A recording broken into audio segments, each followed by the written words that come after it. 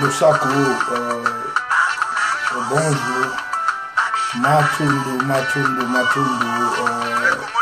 to Pesaki, rendez-vous na peuple congolais, la résistance, la Babundeli, qui toza na moi makambo ya koloba par rapport ya ndenge actualité ezoleka awa na diaspora pe topesa bino mwa mbela nakanisa tosalaka ba émission kaka pamba te tosalaka ba émission par rapport ya ko passer message pe ko lendisa babundeli na nyonso tu oyo ezoleka na Congo pe na biso awa na diaspora matondo na bandeko nyonso tu bazali kolanda biso oyo toza na bango live pe na bandeko oyo kozala toucher partager émission soki basuggestion ezali mpe bokotiela biso naza d'abord kobanda koinforme bandeko congolais ki etumba na biso ndenge ezali na bato ebele oyo baza croire pe bazoyeba ke libération ekoya na nzela ya résistance mais eza pe na bandeko mosusu oyo bazali kotya nungunungu na kati ya résistance na etumba tozosala yango wana tozobeta mbela bolimbisi moke tobeta mbela na makambo nyonso tu tozosala na yango message ya liboso ezali koloba na ba combattant résistant patriote oyo bavandi plus précisément na France ezali message toza ko lancer pe tozopesa mpona RCK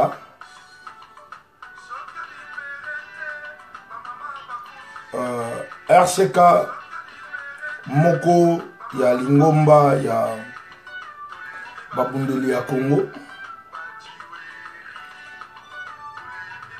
toza kosenga na bandeko bayeba kosoutenir bandeko na tango ya problème eza na makambo oyo ezaka ya kuku eza pe na makambo oyo ezaka na public tozali mpona koencourager bantivaleur te ou bien mabe mais tozali kolinga pete bandeko mosusu bakoma kosangisa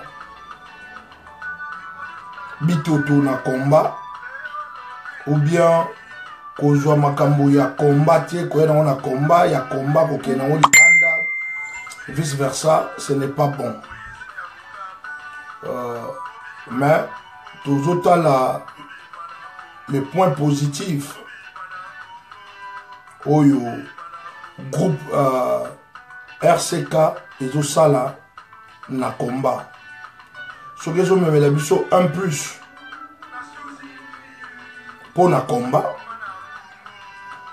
en tout cas bazozwa soutien na biso pour na combat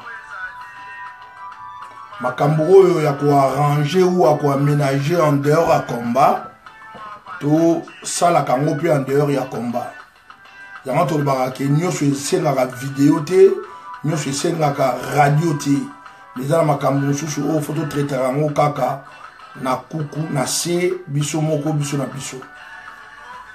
Mais quant à bandeko bazoleka na média mpona kolinga à travers RCK babanda ko menacer ou bien ko toucher ba combattants résistants, ce n'est pas bon.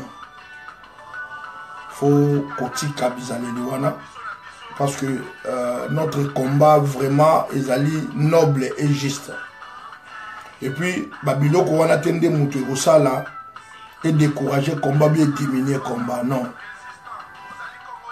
Au combat eza ya solo nakanisa tozopesa soutien na biso pe apport na biso na RCK pona ndenge basalaka combat na bango ensemble na biso bazo contribuer pona Congo pe pona combat. Donc nakanisa moi point moqué pour nous to bakisa na onu surtout le Ghana na France ezali yango wana parce que balobi les loups ne se mangent pas entre eux. So na kati ya bergerie ba meme ba taba ba ngombe ba komi kokufa elingolo ba ki moko ou bien ba na kati na bango ba koteli bango koyibi ba koteli bango lion. Donc, yango wana tozo lingati surtout entre nous bato toza na vision moko toza na idéal moko na ba médias na ba réseaux sociaux on n'a pas l'intérêt ya koya ko étaler tout sous l'étoile quoi. Toza na besoin yango te mais toza na besoin vraiment ya soutien ya les uns et les autres pour la libération totale ya Grand Congo. Ça, c'était le premier point pour Tomatopine. Deuxième point, Nazoling en a parlé sur l'APARECO et l'IDPS. Là, ici, je parle au nom du CRC que je représente ici. Nazali. Pour l'instant, Nazali Moto Molo ya CRC, président ya CRC, na London Zone Rouge. Tozolinga toyebisa na oyo nga moko na landaki 2 jours na kati ya conférence oyo ndeko na biso asalisaka. J'étais choqué, touché na bandeko ya pareko oyo ezoleka na ba réseaux sociaux. Mais yango na senga na bandeko ya pareko komeka mwa muke kocha vino kocha penza vino na mai na bino kocha mai na vino na bino plutôt par rapport ya makambo belé oyo tokomi kolinga komema na etando inene to na radio to na nzela ba conférence eza propreté. Pourquoi? Parce que toza na kanisa ba résistant biso nyo surtout toza ba patriote, toza ba combattant, toza ba révolutionnaire. Nazo senga vraiment ezala ndenge wana tie to meka kocha mai na vino na biso et puis to meka ko solo lango na libanda ya ba réseaux sociaux. Et kozala bien là nazo parler directement na Kolutu Libita, nazo parler na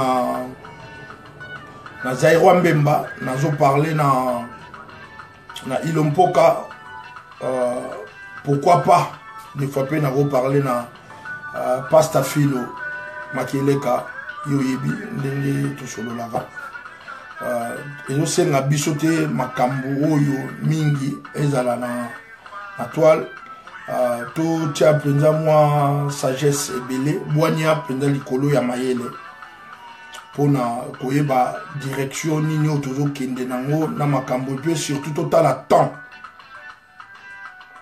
temps nini ba makambo yango ezozala. Donc toza na mois de septembre, octobre, novembre, décembre selon plan il y a occupant na ba accompagnateur. Donc biso to on a besoin de distraction, to on a besoin de to kota sur nzela pour mona ge tozo yeba te nini ezo sala mabe nini ezo leka yango tozo senga na bino vraiment so bo yoka biso ezo malamu mingi koleka parce que le Congo d'abord et son peuple. Donc ceux qui toza penza ba bundeli toza na mawa ya peuple congolais et puis to yeba kolinga Congo et kolinga sur ce peuple congolais. Wana ezalaki moi point moke tozo pesa parce que ba makambo oyo tozo linga batu ba yoka to ba yeba eza vraiment na moment yango te pour makambo ezokoma ba situation ezokoma vraiment na bandenge belé ezosenga biso vraiment to mekamo moke ko comprendre les enjeux. On est allé, s'il vous plaît, bon mekamo moke ko tempérer ba colère na ba émotion na ba sentiment na ba raison. Donc to mekamo moke ko tchana moi c'est pour na toyeba ndeni to kende. Quant à l'IDPS, j'ai suivi une émission de Komura Sali na Kisasa. Na Kombo ya Dosta, le peuple d'abord. Ndeko wana a mentionné des combos. A mentionné combo ya Chims. A mentionné combo ya Babi Balokuna. Ils ont comme moi trop soi-disant bango mutu baza na mbongo bazo panza na diaspora pour ko détruire résistance. Mais ngai personnellement la croire na ba corruption en até pour biso tozana résistance trop ma kamboya ba corruption wana mingi lobamaka mais tina suka nango au monde na ngwa médisance tina suka nango na ba calomnie mais lingolo bateke batu bazwa mbongo te ou bien bazwa mbongo te na ya corruption na combat mais et on a bien mingi na bandeko wana soki kombo na yo ezali cité na ba comportement wana be na lolenge wana komeka kolekaka koyebisa bandeko ke makambo mutu X ou bien Y alobi neti na loba mba Dosta le peuple d'abord que non makambo ndeko lobi eza yango te tala likambo ezalaki boye ko clarifier. C'est très important dans la résistance. Pourquoi? Parce que ce qui bisonio surtout, toyebi que Congo ezali na occupation, tozali na intérêt ya ko informer peuple na biso, pe ko yebisa ka bandeko nyo surtout ba yeba ndenge ni makambo ezali.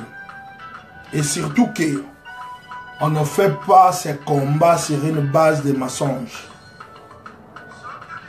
Toko ça la combat oté na Mosisa ya lokuta. Toko ça na jamais. Na combat oyo olingo lingate lokuta eza na place te. Même sur tozo beta masolo ya Kanambe na ba occupant na ba accompagnateur, il faut to beta yango ya solo. yango moni tant tozolo ba vérité to ba mamba solo ba to musu ba ko lo ba te po ba yebi ke mambo biso to lo beza ya solo. Donc c'est ça les grands problèmes. Donc photo solo ma solo ya Congo na bo solo auto ba makele ka photo solo ya mo. Mais soki to solo na bo solo te bo remarquer que ba to musu ba mo na lokwa netike to l'exalaire. Pour nini manque ya bo solo et kotaka fanatisme. Et kotaka clientélisme. Et kotaka régionalisme, et kotaka clanisme, et kotaka ba coterie. Ba pire, oh, la pire ngai, non? Faut la pire Congo pendant les combats. Vous comprenez? Et puis il faut tout ça la moka na posolo. Il y a aussi même dans le groupe où tous allés. Faut pédagogie zalaka auto benga idéologie faut zalaka pour batu ba comment ba otambola pour batu belé ba otambola nyamu ba otambola botaba batu belé bazo kanisa faire beaucoup de vidéos passer le temps dans ba émission de yango wana de combat. Oui, ça fait partie du combat. Mais ils ont senga biso vraiment to yeba nini tozali ko sala pendant tozali ko bunda occupation ezali ya solo. Est-ce qu'ils ont senga biso ba comportement o tozali ko sala pendant l'occupation bien pendant tozo bunda. So ils ont senga biso ba comportement wana te. Alors to tika. Donc to tika ba comportement wana ya mabe. Mais to yeba qui occupation et yakaka na bana nango ebotaka et puis eza na ba soubasma ya mensonge bana nango occupation tango yakaka tango yé na mboka na bino mona ga ndenge yaka yé na pauvreté pour na bino ba autochtone pour na bino bana mboka et bino pauvreté makasi pe occupation et yaka na lokuta ya makasi.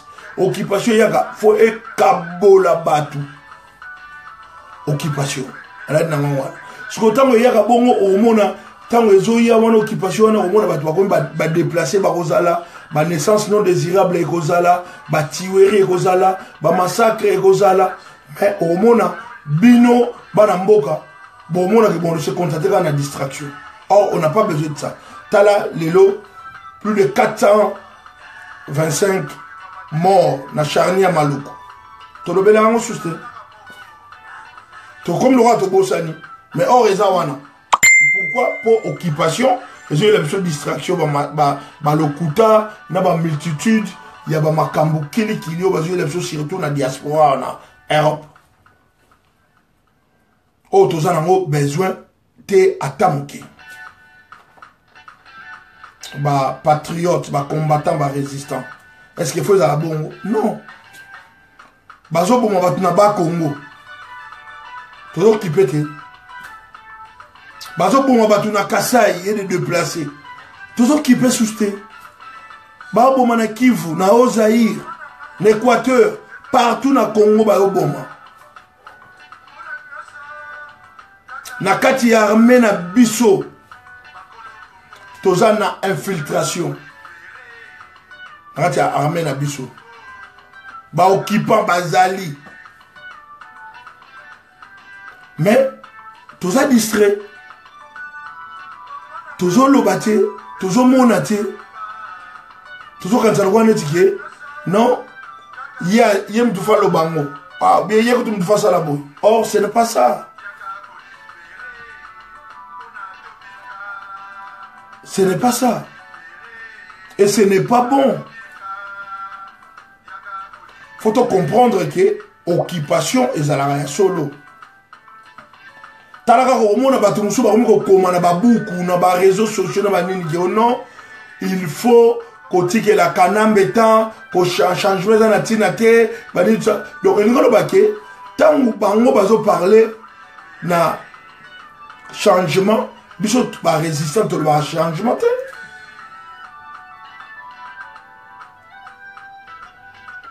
biso le changement. D'abord discours et occupation. Est-ce que bango peut bazala nango?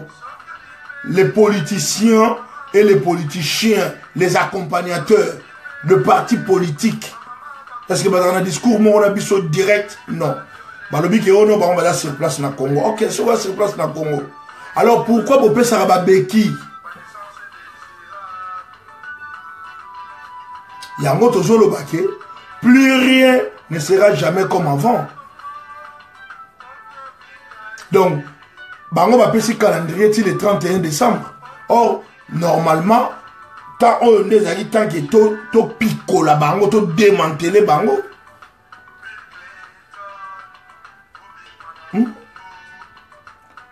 Après, bozo préconiser nini, bozo proposer nini. Mais on a beaucoup proposé. Hein? Tu proposes trop. Mais, il y a un autre monde Salamana Congo, tu évites pour Nanini, mais frère Nabiso, Oyo, Bazali na vision, le la biso, ou Bazali na idéologie, le la biso, Bazoye Bakino, il faut tout démanteler Kanambe dans le système naïe. Et il est grand temps de le faire.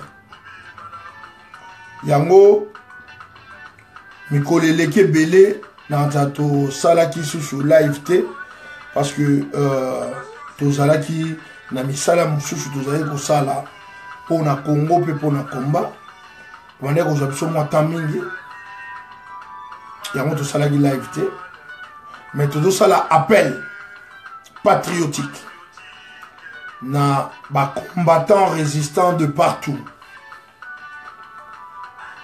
En tout cas, la situation de notre pays ils ont comme vraiment très précaire qui est bisogno surtout c'est une biso photo téléma faut vraiment tout ça le travail d'équipe, travail d'ensemble, travail d'unité. Sinon t'es tokobanda kolela kaka kolela pe tobanda mona na tout ça les loté. Il est grand temps. Il est grand temps, faut tout passer dans l'action supérieure. Faut tout passer dans l'action supérieure partout et si quand on joue mis. Ma théorie, ok, yaka awa, yaka osai la mwa. C'est de n'importe quoi. C'est de n'importe quoi. Parce que tant que le combat, ils ont réseau, ils ont cercle. Ils ont na place où yozali. Mais place où yozali, sala makambo et sengeli na nenge longo bani pour na intérêt à Congo. Place où on a zali, pe na sala makambo nenge sengeli nenge longo bani pour na kaka Congo na peuple congolais pe mboka. Donc Congo ils allient pour na bisonio surtout. Mais bisonio surtout tende aux acteurs. Il y a une place où tout le monde a dit Congolais Moussoussou, allez Congolais Moussoussou. Pour Congolais Moussoussou, ala la ganaï, abondé la ganaï mbokate, à qui paranaïté. Ce que Azo Lingaza a donné des leçons. En quoi? Mais ce que Congolais on a zappé à terre le colayo, ils allaient bien, malamu mingi, il y a qu'à soutenir. Il y a qu'à contribuer, il y a qu'à participer na ba groupe na bande konyo surtout au bazo bunda pour na musale kende liboso. Na katala ndengo wana ezala ekozala malamu mingi par rapport ya ndenge situation ezokoma na Congo. Yango bande kona ngai ezosenga bisote tolandaka ba émission oyo ezangi mutuna makolo ba émission nere komi lelo bato bakomi kaka adios adios adios adios. Tout ça sont des distractions. Tout ça sont des distractions. Ba émission komi lelo oh non na voyage ki mboka boy oh na so la buzz oh Vita Imana oh Léopard tout ça sont des distractions. Faut qu'on raisonne toujours comment qu'on démanteler Kanambe son système. comment couper ça Congolais la vraie information. C'est ça. Photoboy ya ba parti politique na ba politicien ni surtout au bazana ba demi-vérité au bazana ba mensonge pour na Congo pour na combat. Photoboy ya bango. Photoboy ya bango. Mais toboy ya bango, photoboy ya bango pe ensemble. Ba comprendre non to ba boyinga nga pena biloko na batala bango. Ba mission belé ça la ba base pour na qu'on distraire le peuple congolais pour un divertissement parce que tous appels à terre se divertir en principe par rapport à quoi par rapport à la réalité la vérité oyo ezole kanambo kanabiso bakangi bande kona biso ba combattant auto bunda na bango auto yebani au bazalaka awa na UK na Angleterre na London au za bastion ya résistance bakangi bande kona Brazza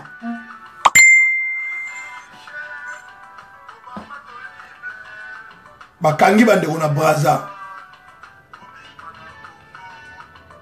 tozo sala nini to sali nini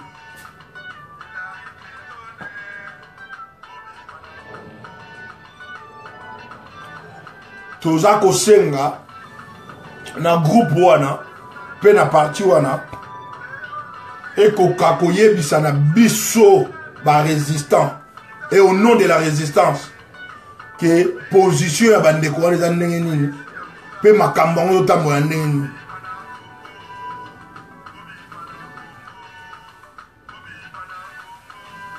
nakanisa na ntango oyo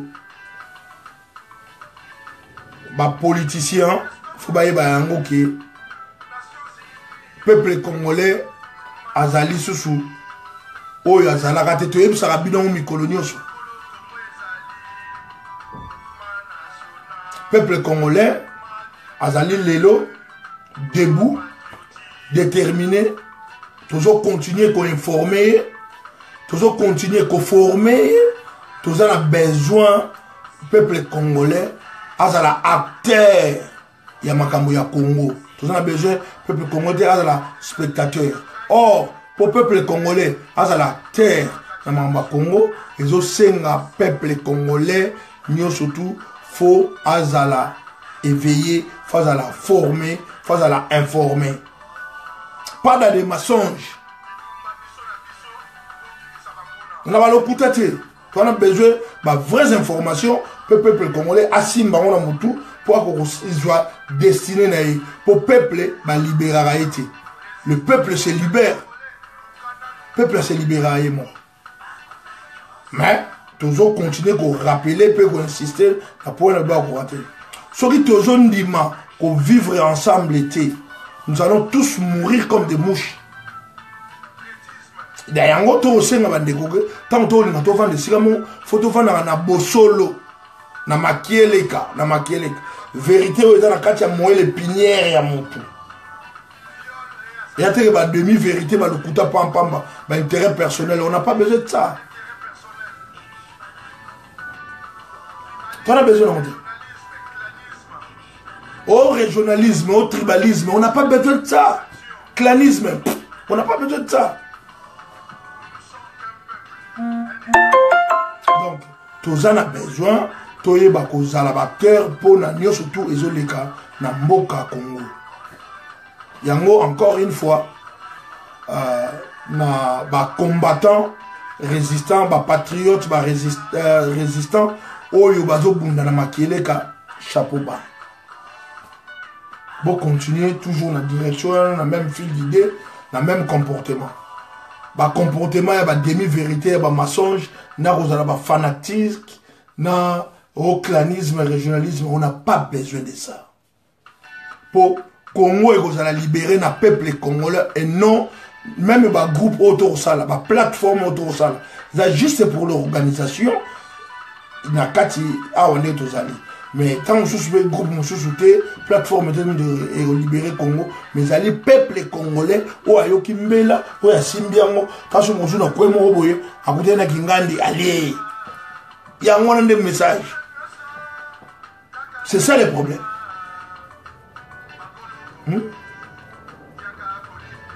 Bande rebelle, o tozo bunda, o bazo bunda na bosolo, makieleka, merci matondo mingi.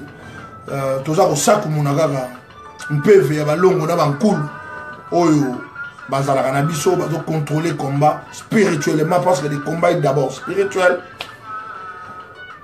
basungaka biso na oyo sto sala pour mboka l'état vraiment est en danger, la république est en danger tolo na mo mikonyoso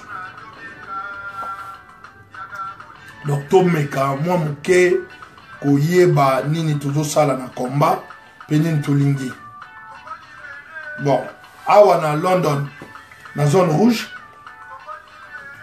tozo benga batu nyonso tout oyo baza babundeli oyo balembaki oyo bazalaki lésé mpona baproblème x ou bien y bakoka ko rejoindre CRC lelo tozwi baton ya CRC tokomi président ya CRC numéro de téléphone na biso ekozala wana bo meka ko contacter biso bo rejoindre biso to kabola makanisi to sangsa makanisi parce que na sa leadership na CRC est collégial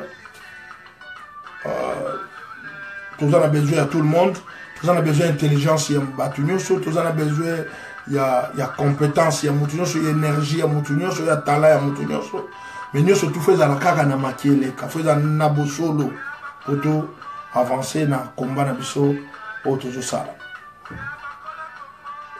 yango nazo betambela nazo senga na ba congolais balinga Congo bakoka ko soutenir combat bakoka ko yala ko rejoindre combat parce que combat est solo, occupation est solo. Donc notre clé c'est ça, l'occupation est là. Donc tu vas parler dans l'élection sur l'occupation est là. Tu vas parler dans tu vas s'enregistrer, tu vas passer carte électeur. Mais avant de passer sa carte électeur, il y avait des préalables. Il y avait des préalables. Il fallait que tu fasses le recensement, il fallait que tu fasses la boule. Mais il y avait 5 préalables comme ça. Mais de l'autre, couture, mbang, bon, on a soumis une élection. Non! C'est un message à bien été dans la politique. Il y a beaucoup. Dans la situation, tout ça. Tout ce qui a comme on a le droit de bah résistant, bah parler dans la politique, bah sur la politique, bah il est bien mon pays. Mais le problème est que tous à la responsable, tous à sérieux, tous à la mature, tous à la honnête. Na on se les pas biso. Et puis avec certaines loyautés, surtout entre vous, entre guillemets les politiciens, vous en avez la loyauté entre vous. Et puis la résistance, mais aussi la loyauté. Donc yango wana mbela pe message dans lelo pour nous savoir que la série est continuer donc lundi, mercredi, vendredi et dimanche tous en 4 jours par semaine tout bando les cas pour na CRC tout bando ça la live mais live dans ça là toujours dans l'émission on la vraie résistance. Alors vraie résistance c'est aussi un biso toujours maquillé les c'est un biso bosolo. Donc yangwana tout le ça dans live mais colonel surtout. Bah si gestion téléphone les awana Facebook na biso ezali wana bon meka ko komela biso bon meka ko partager mes missions. Bandeko toyebaki l'air est vraiment grave. Tous en a besoin de contribution de participation. Il y a des connus surtout où il y a des mboka pour les alliés kokoma somme un peu mingete. Somme un peu mingete. Pourquoi? Parce que beaucoup de gens pensent que ces combats ici c'est seulement pour les résistants combattants ou bien patriotes, mais or les alliés combat à tout Congolais, là où tu es, faut y ébaquer, mboka est en occupation, puis aussi ngayomo na mboka. C'est ça le message. Message clé à moi. Notre pays est occupé. Il faut d'abord boyer bayango. Et puis, ami balé, photo pico la occupation. C'est ça, le deux grands messages importants. Notre pays est occupé. Et puis, toujours proposer to pico la yango. To pico la yango na le lengeni. Yango to benga kabana mboka na kati. Pour na toye ba kosala ba stratégie ya ko pico la occupation wana. Enfin, tout ça vraiment na bolinga Congo, na bolinga peuple congolais. Na savoir ndenge kinyoso. Ndambo ya mateya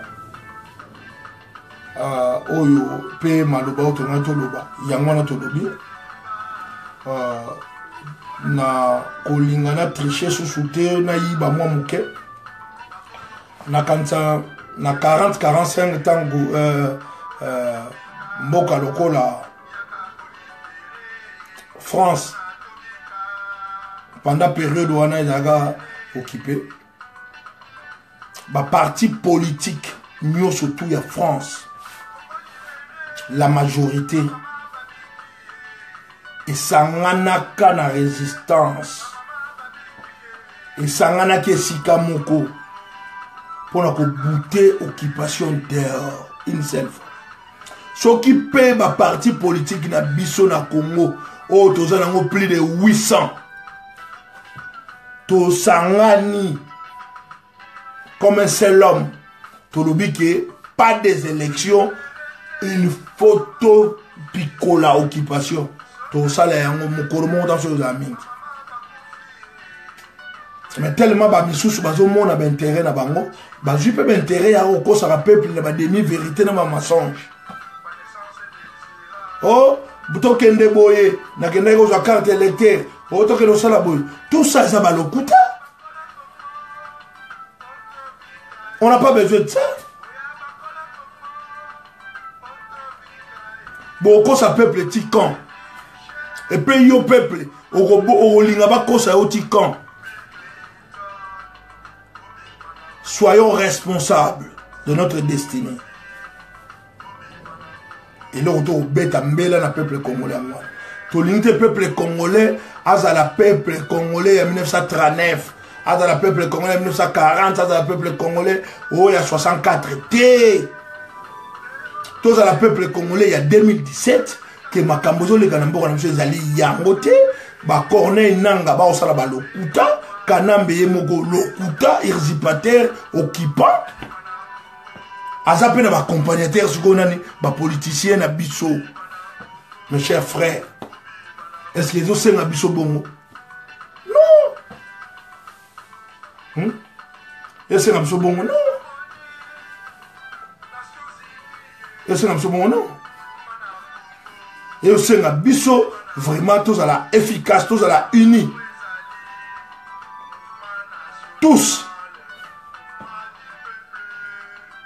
pona makambo ya mboka na biso yangwana mbela tozali kubeta lelo yangwana faut totangaka sous les lignes, faut savoir lire sous les lignes, sous les écritures ya comprendre eza nini balingini tolingini eza teka tozala ba émotionnel tozala ba fanatique tout le monde on dit que oui kaka tozwa liberté na nzela ya safoka ou bien tu as la liberté, Nanzela, Yamanga. Ou bien tu as la liberté, libération Congo, Nanzela, Mbila. Non!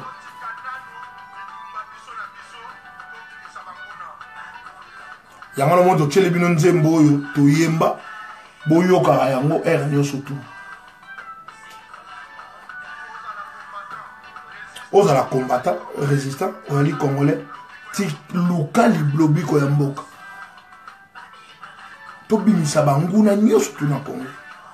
C'est ça le message.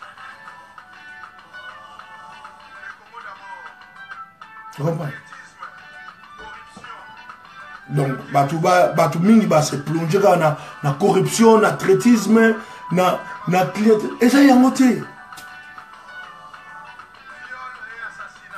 Donc yango wana bande kono surtout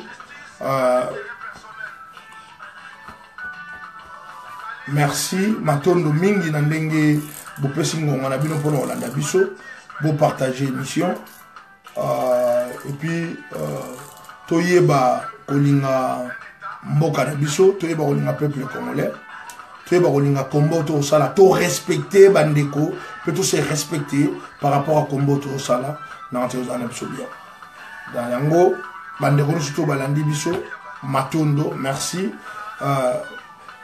Jitu Dada, merci ndenge ozolanda biso, merci mon vieux Maté, merci na yo ndenge ozolanda biso, merci na bandeko surtout balandi biso, merci na lingomba ya CRC, na ndenge bo pesi biso confiance to kamba et puis toujours continuer, merci na ba membre nous surtout ya CRC.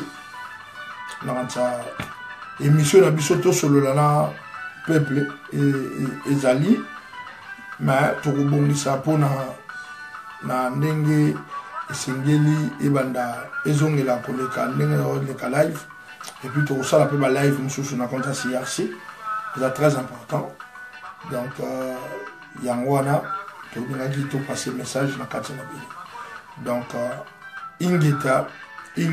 ingeta matondo fumu kimbangu balongo na bankulu pe fumu kimbangu azali mvuluzi ya le poso moindo peut toujours croire na combat na biso ezali noble et juste donc entre nous les résistants combattants patriotes les révolutionnaires congolais il n'y a pas de trait d'union na makambo tout ça là donc tozana esika moko tous ensemble Ingeta, matondo.